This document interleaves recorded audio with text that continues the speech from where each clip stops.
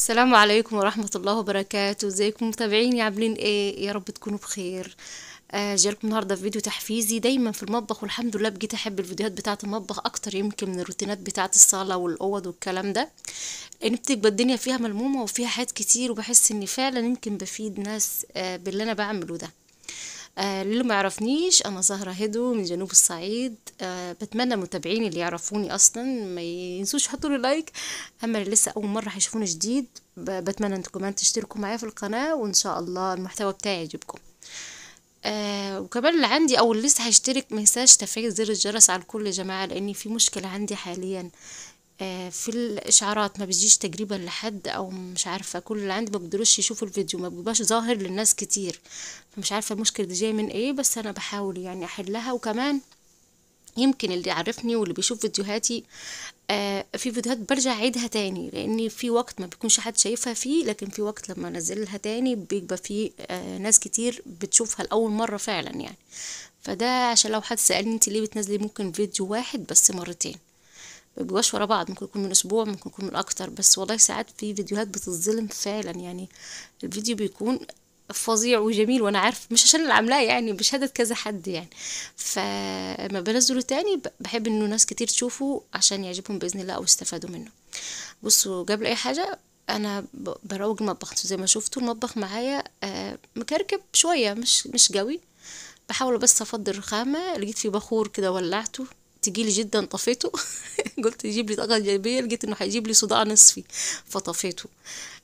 عندي برضو كان زي ما شفتوا أول فيديو سبت طماطم. هو ده اللي خلاني عايزة أي أقوم يعني أفرز طماطم أو أعمل حاجة مفيدة في المطبخ، يعني عايزة أعمل عشاء. بس طول ما دخلت المطبخ بحب ان ابتدي بايه، ابقى اروق بقى وانضف وكده، وكمان اعمل عشاء، ما اخليش بس الدنيا مش مترتبة يعني. تمام. انا اول حاجه بعملها في حياتي او ادام دخلت المطبخ قبل ما اغسل مواعين، بغسل البوتاجاز والرخامه لازم، وانضف الدنيا، احاول اخفف كل الكراكيب اللي على الرخامه دي، علشان الدنيا تبقى معايا نظيفه كده، واحس الدنيا يعني من قبل ما اغسل مواعين احس ان بالي مرتاح. البوتاجاز ما بياخد وقت طبعا، بس انا كنت غسلت الزهر، بس ما صورتش يمكن المقطع ده، او لقيت نفسي ظاهره فيه كده بوشي، فبقص اللي اقدر عليه يعني. بحاول قوي يعني، او بظبط على قد ما اقدر. والله المونتاج ما تتخيلوش صعب ازاي يعني. عشان اعمل فيديو باخد حوالي 3 4 ايام فيه، فالامر ده صعب بشكل غريب. بس والله كل ما افكر اني اسيب القناة ارجع اقول لا لا لا. في ناس بتسألني لو اتأخرت شوية ليه ما بتعملش فيديوهات، بحس انه والله هحفزهم وتمام، والدنيا ان شاء الله تمشي وخير بإذن الله. انا روقت الرخامتين طبعا، فرجعت دلوقتي عايزة اغسل مواعين. المواعين كوبايات، طباقة، صواني بلاستيك، يعني حاجات مش تقيلة يعني. بس طبعا لازم افضي الحوض عشان اعرف اغسل الطماطم واعمل الصلصة دي. هو اسعار الطماطم حاليا كيلو ب5، فانا ما اعتقدش انه هيرخص اكتر من كده. فقلت اجيب لي 7 طماطم، يبقى عندي حاجة في التلاجة، لاني مش عارفة. حاسة والله العظيم مش عايزة اقول كده، بس حاسة هفرز ايه رمضان انا في الدنيا والغلاء ده. يعني انا كنت عامله السنه اللي فاتت فيديو تفريزات كان تحفه وفظيع، بس انا قناتي كانت صغيره، فما يعني محدش شاف، ويمكن عدد قليله جدا او ناسي او بلدي بس اللي عارفاه او اللي يعرفني. فتعبت فيه جدا وفرزت فيه كل ما تشتهي الانفس، وكان كميات ما شاء الله.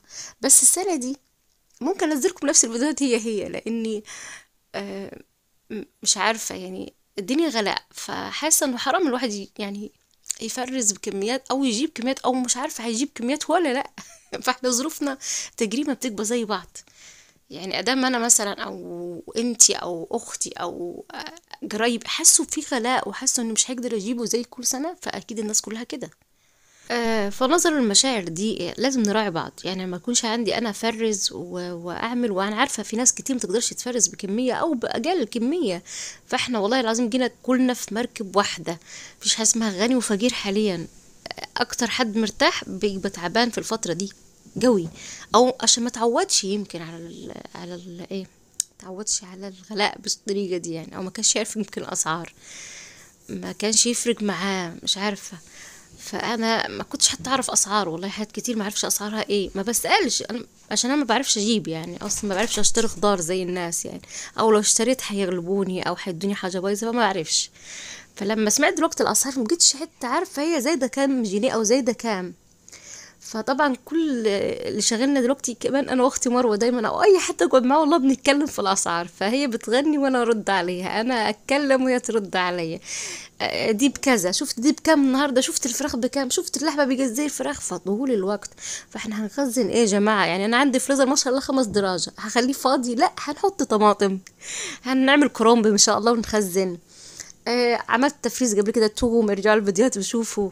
فلكن لحمة وفراخ والكلام ده لا معاذ الله يعني، خلينا كده مع بعض نحس ببعض. لكن برضو مش هحرمكم من فيديو التفريزات بتاعة رمضان بتاعة السنة اللي فاتت، هحطلكم بصوا اللينك بتاعها في صندوق الوصف لو انتوا حابين تشوفوا او انا اتحصر معاكم على اللي فات، نبص مع بعض ان شاء الله يعني. انا طبعا بغسل مواعين، يعني الفقرة المحببة الى قلبي برضو، اللي بيعرفني او اللي بيشوفني بقول يمكن الكلام ده كذا مرة. اكتر حاجة بتعجبني هي غسيل المواعين في في القنوات على اليوتيوب، يعني هم اللي بيشجعوني والله اقوم على طول اغسل. فمش عشان انا معايا قناة فتلاقوني لا ما تقول على نفسي، لا بحب اتابع ناس كتير قوي، استفاد من الناس، احاول اعمل حاجات تخصني يعني اكتر، مش هجلد طبعا، بس هما بيشجعوني كنظافة، بقوم ارتب، بقوم انظف. ده اللي بنستفاده من اليوتيوب عموما يعني. او لو في وصفة مثلا معينة عايزين تعملوها ان شاء الله نعملها مع بعض.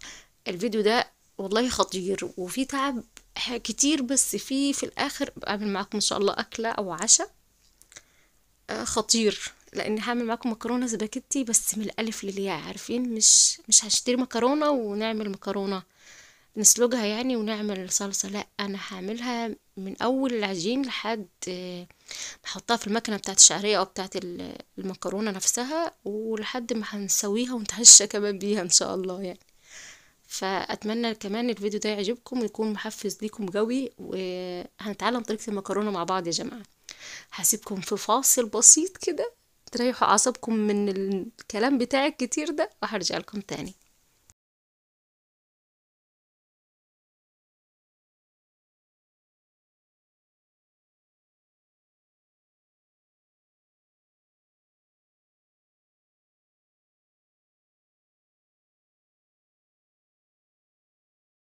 تقريبا سبتكم كده نص دقيقة من غير كلام عشان خاطر الكلام، يعني انا بعمل كده ليه؟ عشان ماما والله لان ماما بتقول لي يا زهرة كفاية كلام كتير، اتكلمي بالراحة واحدة واحدة، ايه لا لا لا لا لا لا لا لا. فبقول لها يا ماما والله كل القنوات كده، يعني اي حد صاحب اي قناة بيتكلم كتير وببقى حابة اسمع، لكن ماما بتحسسني انا بقول ايه بقول حاجات غلط. فانا بعمل بالراحة يا ماما عشان خاطرك، عشان لو سمعت الفيديو كمان. يعني كل ما ابقى واثقة في نفسي شوية تجيني كلمة ماما تديها لي كده تحبطني وتخليني عايزة اقفل القناة خالص، بس اهو شوية شوية.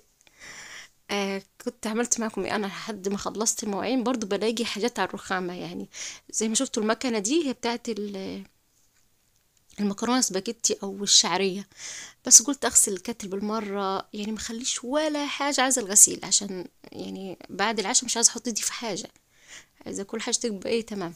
برضو في ملحوظة هقولها، انا قناتي مش عايزاها تبقى طبخ على فكرة، بس يعني انا بعمل اكلات وبعرضها، بس ساعات كتير يعني مثلا عامله روتين اهو زي ما انا عاملاه دلوقتي وعامله فيه مكرونه، برجع اعرض المكرونه دي وحديها عندي طبعا على التيك توك او عندي على الفيسبوك. بالمناسبه يعني ممكن احط لكم اللينك بتاع الفيسبوك والتيك توك للي حابب يشترك، يعني اللي حابب يروح يشوف على الفيس او كده. بس على الفيس انا عندي جروب او اسمه ايه، اسمه جروب تقريبا، يعني تدخلوا فيه عادي ما فيهوش قبول اضافه. هتلاقوه باسم زهرة هدو بس، يعني زهرة هدو، عشان هدو ده زي ما قلنا قبل كده اسم مميز، ده الواو اللي عايز يكتبه يعني. على التيك توك برضو بنزل وصفات، يعني ايه يعني عامله روتين زي ما قلت لكم، باخد بس الوصفه وارجع انزلها تاني، ربما حد بيشوف مثلا فيديو يلاقي الوصفه نزلت يبقى زهقان او متضايق، ليه بتعمل كده؟ لا بعمل كده للي يمكن عايز يشوف طريقه حاجه بدل ما يشوف روتين كامل يعني، عشان يسلم من النسج بتاعي يا رأي ماما او الكلام بتاعي الكتير ده. تمام. انا هنا، انا يا نهار ابيض والله ما بصه، مش عارفه انا وصلت لفين، بس كنت غاسله الحوض وحطيت الطماطم كلها وغسلتها بحطها في الحلل عشان اعملها صلصه. بقطعها زي ما انتم شايفين اربع تربع بس، وبعد ما بتستوي شويه بخلي لازم فيها شويه ميه. بدل ما اضربها في الخلاط يعني بعملها بالهاند بلندر. انا هعمل حلتين، الباقي هخليه في درج التلاجة يعني ينفعني بأي حاجة. كنت زمان بسوي الطماطم زيادة عن اللزوم، بتبقى لحد ما تنشف او تبقى ملحقة شوية في الحلة من تحت، فحسيت انه لا، بحب ان يبقى فيها شوية مية او شوية المية بتاعتها، ايوه، علشان لما مثلا نعمل طبيخ او حاجة او نعمل بصلة لازم الطماطم تغلي شوية في البصل عشان تديها سوى اكتر يعني. فالملحوظة دي حلوة. وفي ناس كمان بتحط طماطم من غير يعني بتقطعها وتحطها في الفريزر او بتضربها في الخلاط تحطها في الفريزر على طول، بس السوا هو بيخليها توجد اكتر يعني. يلا دخلنا في الجد. دي الفقرة المفضلة برضو لدى ناس كتير، الأكلة إن شاء الله إن شاء الله هتعجبكم لأن أنا بعملها كتير وبتعجبني. كنت آخر مرة عاملة كريب، فيديو عاملة كريب فيه، فكان حلو، كذا حد يسألني على المقادير وكده، فقررت أعمل معاكم. اتكلمت قبل كده في الفيديو ده عن المكرونة اللي بعملها يعني. جميلة جدا جدا. زي ما شايفين طريقتها، المفروض بيض ودقيق فقط. تمام. انا عندي مثلا هنا 3 بيضات على كوبايتين دقيق وشوية ملح. هقعد اعجن بيهم في ايديا، بس لازم العجينة دي تبقى يا جماعة ناشفة ناشفة ناشفة، يعني تلموا فيها بالعافية كده. بس ما تبقاش يعني لازم يبقى فيها سوائل تانية، يعني تزودوها بيضة يا اما تزودوا لها مثلا ايه معلقتين 3 مية، عشان برضو تبقى اقتصادية، مش عايزينها تبقى كلها بيض. يعني هتعملوا كمية مش معقول هتجيبوا 10 بيضات تعملوها بيها، ده حرام. يعني احنا بنقول نوفر مش ايه نخرب. فانا لا، انا كنت بعملها صراحة ببيض بس في الفيديو ده لا، حطيت شوية مية قليلة زي ما شايفين كده والله يعني. لمت معايا الدنيا، بقت شوية سلسة في ايديا اكتر. انا عجنتها على الرخامة مباشرة عشان ناشفة، مش بتحتاج لم، مش عجن قوي. زي ما شفتوا انا بشوف طريقة الايطاليين زمان بيعملوها، فانا يعني كنت بتابع قنوات وكده ايطالية واجنبية عموما، فكنت بشوف المكرونة كنت اعملها، بس ما كنتش اعملها كتير، ما كانتش عندي المكنة العادية بتاعت المكرونة دي. انا زي ما شفتوا عجنت العجينة كويس. سبتها غطيتها يعني وسبتها عبال ما ايه ما اعمل معاكم الصلصة بتاعتها. الصلصة عبارة عن ايه؟ سمنة، معلقتين سمنة، ومفروض واحدة مكعب مرقة او 2 زي ما تحبوا، ومعاه شوية توم يا جماعة، حتة توم صغيرة او فص توم، عارفين يعني راس توم صغيرة، من غير ممكن ما تقطعوها، بس انا ما بخليهاش تستوي، يا دوب بس تدي ريحة يعني. عشان طبعا الطماطم عندي كنت لسه بعملها، فخدت منها مباشرة، وكده كده هعملها بالهاند بلندر بعدين، فهتبقى معايا كأنها معمولة في الخلاط يعني. بس في إضافة حلوة برضو وبحبها قوي، إضافة الإيطاليين عموما، اللي هي الريحان. بيديها طعم جميل، وكمان شوية سكر. أنا مش عارفة، تقريبا ما صورتش الحتة دي أو ما شفتوش الحتة دي.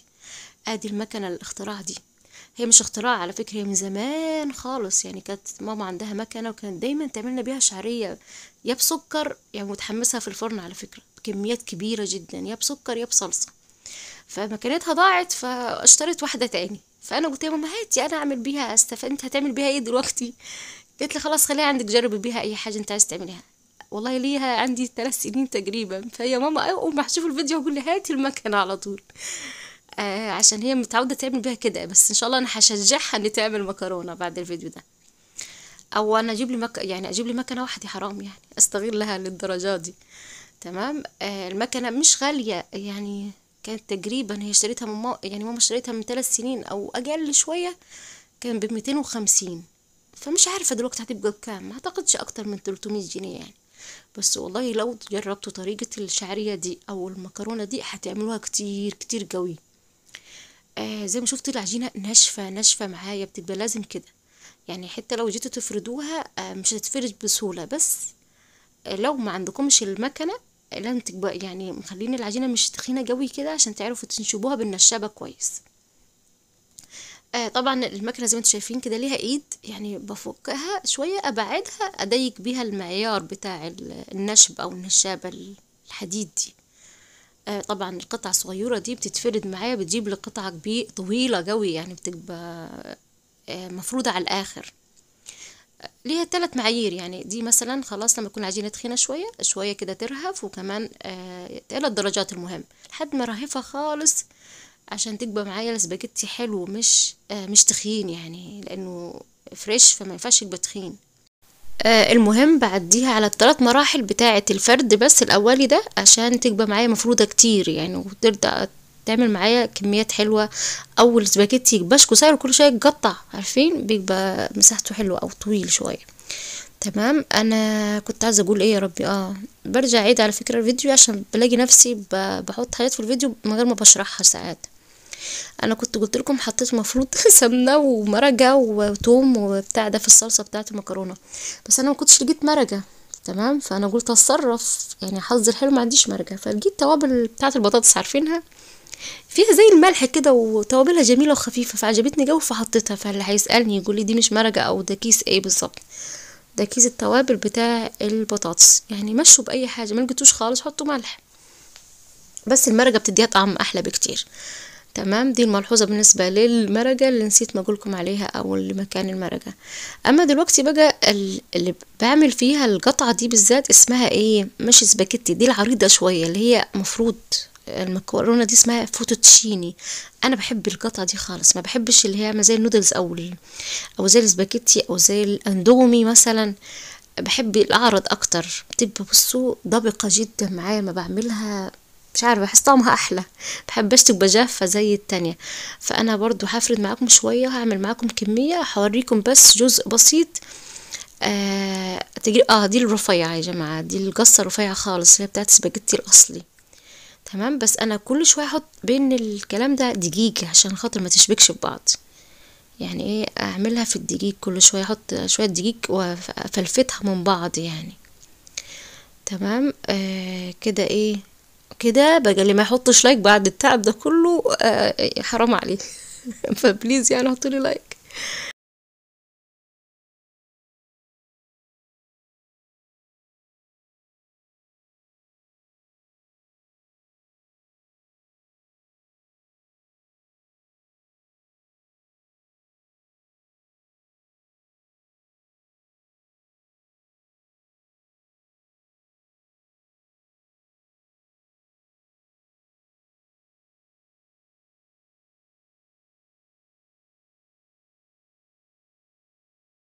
تمام يا جماعة، انا كده ايه بكمل في القصة دي. انا خليت بس اللي عامل زي الاندومي ده البراء كده على جنب، لكن انا بحب يعني هعمل العشاء كله من العريض ده.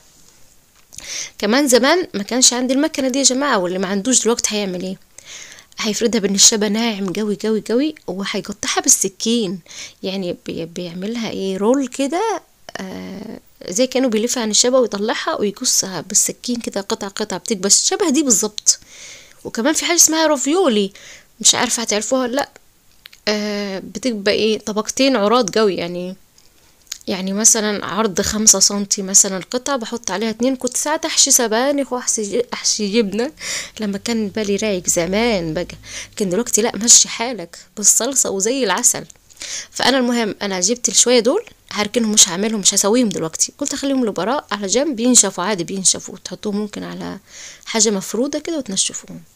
فكرت اشيل ورق الريحان ده عشان قلت لربما حد يكون هيتضايق من ورق الريحان، بس قلت لا، هو محدش هيعرف. طحنته كله كله في بعض فما بانش. فانا برضو اداني الطعم اللي انا بحبه. بس لو انتوا مش بتحبوا الريحان او بتستغربوا ساعات كتير اكلات معينة ما تحطوش ريحان طبعا يعني. اخر مرحلة او تجي قبل المرحلة الاخيرة اللي هو انا بسلق خلاص المكرونة، لازم تكون مسوين الصلصة قبل ما تعملوا الكلام ده، لان المكرونة بتاخدش وقت، بتاخد حوالي اقصى حد يعني اقصى حد 5 دقايق عشان بتطراش. يعني لو طريت اكتر من كده ممكن تبوش منكم عشان دي مش ناشفة، دي طرية. انا بخليها ولا 3 دقايق 4 دقايق. واخد بالي من سواها طبعا، احنا مش هنحطها ناكلها عجين، دي بتبقى مستوية على فكرة قوي. فهنصفيها مع بعض زي ما انتم شايفين شكلها جميل جدا جدا. هنصفيها وهنرجعها في الصلصة.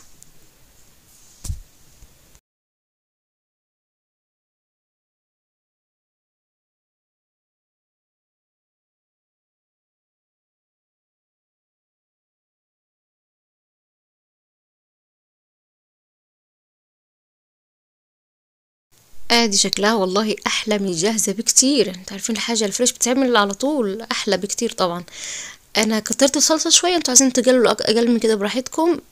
فاحنا بنعملها ايه يعني، عملت لهم عشاء كانه بتاع مطاعم. لاني في ايطاليا او في اي مكان بيعمل مكرونه، اي مكان حتى لو في مصر يعني، بيعمل مكرونه بالطريقه دي بتبقى غاليه جدا، وبتبقى بتتعمل فريش اول باول يعني، بيعملوها بيطلعوها بالمكنه بيعملوها ياكلوها. تمام. فانا ايه عيشتم هذا الاحساس، ان شاء الله يا رب يكون مقدرين تعبي او انتوا كمان تقدروا تعبي ان شاء الله. اما بقى الفقره دي بتاعتي التصوير بتاع تيك توك او الفيسبوك، عارفين بحط شويه فلفل اسود، هرجع المه تاني والله لميته تاني بس وجع نصه برضه. والمفرش الكرهات الحلو ده كمان هزين بشويه بيزو او اللي اسمه ريحان. انا متعوده اقول بيزو ليه، هو اصلا بيزو مش عارفه بالانجليزي اكيد، بس انا عشان كنت والله بتابع فعلا فيديوهات كتير فكانت معظم كلامها انجليزي فتعودت انطق بس كلمه ريحان بالاسم ده يعني. نرجع بقى روتيننا الحلو البسيط بعيدا عن الاضواء. خلاص انا الطماطم كانت استوت معايا، قلت والله قبل ما اتعشى اخلي كل حاجه تمام معايا، مش هرجع المطبخ تاني، انا بتعب ما ببصش عليه اصلا تاني يعني.